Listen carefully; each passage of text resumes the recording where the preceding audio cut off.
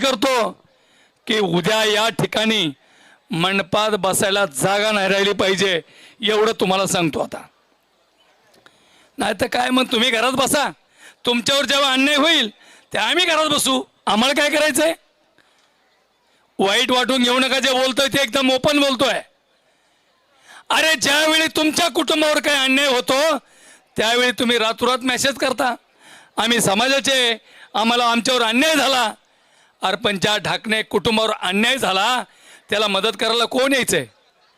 या महाराष्ट्रातल्या ओबीसीने ताकद नाही दिली पाहिजे, या महाराष्ट्रातल्या वंजारी समाजाने इथं आलं नाही पाहिजे.